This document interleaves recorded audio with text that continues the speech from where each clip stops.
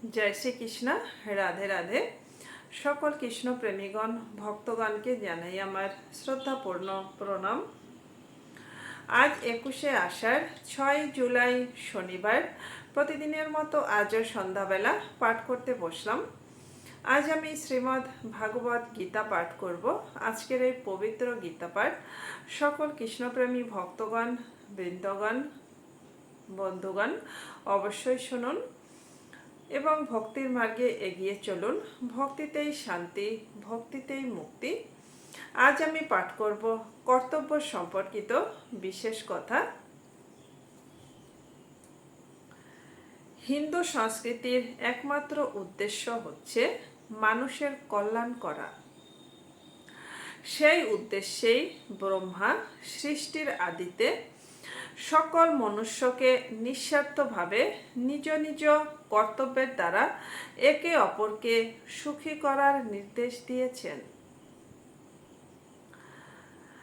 সংসারে ভ্রাতা, ভগিনী, মাতা ইত্যাদি সকলে কর্ম করে থাকেন, কিন্তু তাদের একটি মস্ত ভুল হয় এই যে তারা কামনা, বাসনা, স্বার্থ ইত্যাদির বশীভূত হয়ে কর্ম করেন।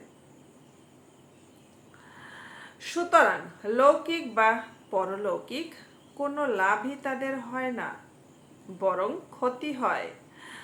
সুতরাং লৌকিক বা পরলৌকিক কোনো লাভই তাদের হয় না, বরং ক্ষতি হয়ে থাকে। স্বার্থ দ্বারা তাড়িত হয়ে কর্ম করলে নিজেদের মধ্যে মারামারি, ঝগড়া, ঈর্ষা ইত্যাদি উৎপন্ন হয় এবং পরলোকে দুর্গতি হয়। অন্যের সেবা করে তার প্রতিদানে কিছু আশা করলে বস্তু এবং ব্যক্তির সঙ্গে মানুষের সম্পর্ক স্থাপিত হয়।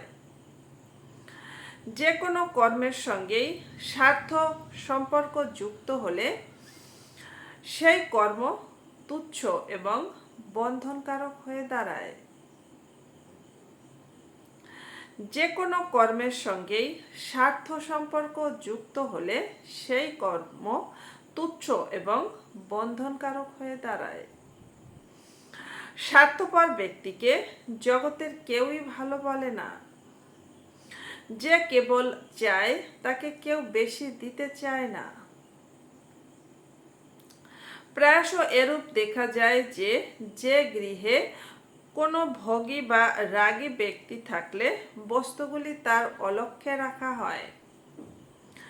অপরপক্ষে আমাদের যত বুদ্ধি, সময়, সামর্থ্য এবং সামগ্রী থাকে ততটাই যদি আমরা অপরের সেবায় ব্যয় করি তবে তার দ্বারা কল্যাণ তো হয়ই। তাছাড়া বস্তু, সামগ্রী, সুখ, মান, যশ, শ্রদ্ধা ইত্যাদির আশা না করলেও সেগুলি স্বতই প্রাপ্ত হয়ে থাকে। কর্মযোগীর মান, যশ ইত্যাদির আকাঙ্ক্ষাই থাকে না। কর্মযোগীর মান, যশ ইত্যাদির আকাঙ্ক্ষাই থাকে না, কারণ তিনি জানেন আশা এবং সুখভোগী হল বন্ধনকারক। আমি সুখ পাবো কি করে? শুধুমাত্র এই আকাঙ্ক্ষার জন্যই মানুষ কর্তব্যচ্যুত ও পতিত হয়ে যায়। সুতরাং অন্যে কি করে সুখী হবে এই ভাবটি কর্মযোগীর সর্বদা বজায় রাখা উচিত। গৃহে মা, বাবা, ভাই, বোন, স্ত্রী, পুত্র আদি যত ব্যক্তি থাকে তাদের সকলেরই একের অন্যের হিতের কথা ভাবা উচিত। সেবকের প্রায়শ একটি ভুল হয়ে থাকে, আমি সেবা করছি, আমি জিনিস প্রদান করছি, এই ভেবে সে মিথ্যা অভিমানের বশবর্তী হয়ে পড়ে। প্রকৃতপক্ষে সেবক ব্যক্তিটি সেব্যের বস্তুই তাকে প্রদান করে। মাতৃদুগ্ধে যেমন মায়ের নিজের কোনো প্রয়োজন থাকে না, তা সন্তানের খাদ্যরূপেই বিবেচিত হয়, তেমনি যে সমস্ত সামগ্রী মানুষের কাছে থাকে প্রকৃতপক্ষে তা অপরের সেবার জন্যই থাকে। সুতরাং প্রাপ্ত বস্তুতে তার কোনো মমতা থাকা বা সেটি তার নিজস্ব বলে মনে করার কোনো অধিকার নেই। মমতা করলেও সেটি তার কাছে চিরকালের জন্য থাকবে না, শুধুমাত্র মমতারূপ বন্ধনটি থেকে যাবে। সেই জন্যই ভগবান বলেছেন যে প্রাপ্ত সামগ্রীগুলিকে নিজের বলে মনে করে যারা ভোগ করে তারা প্রকৃতপক্ষে চোরই। দেবতা, ঋষি, পিতৃপুরুষ, পশু পক্ষী, বৃক্ষলতা ইত্যাদি সকলের স্বভাবই হলো সকলের পরোপকার করা। দেবতা, ঋষি, পিতৃপুরুষ, পশু পক্ষী, বৃক্ষলতা ইত্যাদি সকলের স্বভাবই হলো সকলের পরোপকার করা। মানুষ এদের থেকে সর্বদা সহযোগিতা পাওয়ায় এদের কাছে ঋণী। এই ঋণ থেকে মুক্তি পাবার জন্যই পঞ্চমহাযজ্ঞের বিধান আছে। পঞ্চমহাযজ্ঞ হলো ঋষিযজ্ঞ, দেবযজ্ঞ, ভূতযজ্ঞ, পিতৃযজ্ঞ এবং মনুষ্যযজ্ঞ। মানুষই একমাত্র প্রাণী যে বুদ্ধিপূর্বক নিজ কর্তব্যকর্ম পালন করে সকলকে তৃপ্ত করতে সক্ষম। সুতরাং মানুষের উপরই সবথেকে বেশি দায়িত্ব অর্পিত হয়েছে। তার এমন স্বাধীনতা আছে যার সদ্ব্যবহার করে সে পরম শ্রেয় লাভে সক্ষম। দেবতাগণ তো তাদের কর্তব্য পালন করেনি। মানুষ যদি তার কর্তব্য পালন না করে তাহলে শুধু দেবগণের মধ্যেই নয়, উপরন্তু ত্রিলোকেই নানা প্রকার বিশৃঙ্খলার সৃষ্টি হয় এবং তার পরিণামে অতিবৃষ্টি, অনাবৃষ্টি, ভূমিকম্প ইত্যাদি প্রাকৃতিক দুর্যোগ হতে থাকে। আমি আবারও বলছি, মানুষ যদি তার কর্তব্য পালন না করে তাহলে শুধু দেবগণের মধ্যেই নয়, উপরন্তু ত্রিলোকেই নানা প্রকার বিশৃঙ্খলার সৃষ্টি হয় এবং তার পরিণামে অতিবৃষ্টি, অনাবৃষ্টি, ভূমিকম্প ইত্যাদি প্রাকৃতিক দুর্যোগ হতে থাকে। ভগবানও বলেছেন, আমি যদি সতর্ক হয়ে কর্তব্য পালন না করি তাহলে এই সমস্ত লোক উচ্ছন্ন হবে। যেমন গতিশীল শকটের একটি চাকা ভেঙে গেলে সমস্ত গাড়িটিতেই তীব্র আলোড়ন হয়, তেমনি গতিশীল সৃষ্টিচক্রে একজন ব্যক্তিও যদি কর্তব্যচ্যুত হয় তাহলে তার বিরূপ প্রভাব সমগ্র সৃষ্টির ওপর পড়ে। অন্যভাবে বললে, শরীরের একটি পীড়িত অঙ্গ যদি সুস্থ হয়ে যায় তাহলে সমস্ত শরীরের স্বতই হিত হয়। তেমনি নিজ কর্তব্য ঠিকমতো পালনকারী ব্যক্তির দ্বারা সত্যই সমস্ত জগতের হিত সাধিত হয়। নিজ কর্তব্য ঠিকমতো পালনকারী ব্যক্তির দ্বারা সত্যই সমস্ত জগতের হিত সাধিত হয়। প্রজাপতি, ব্রহ্মা, দেবতা এবং মানুষ উভয়কেই তাদের নিজ নিজ কর্তব্য পালন করার নির্দেশ দিয়েছেন।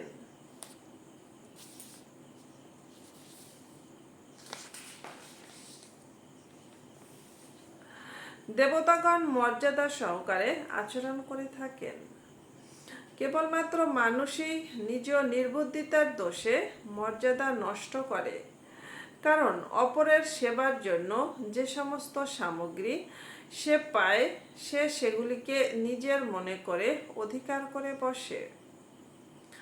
অনন্ত জন্মের কর্মবন্ধন থেকে মুক্তি পাবার জন্য মানুষ স্বাধীনতা প্রাপ্ত হয়েছে, কিন্তু সে সেই স্বাধীনতার অসৎ ব্যবহার দ্বারা কর্ম এবং কর্মফলে মমতা ও আসক্তি পোষণ করে থাকে।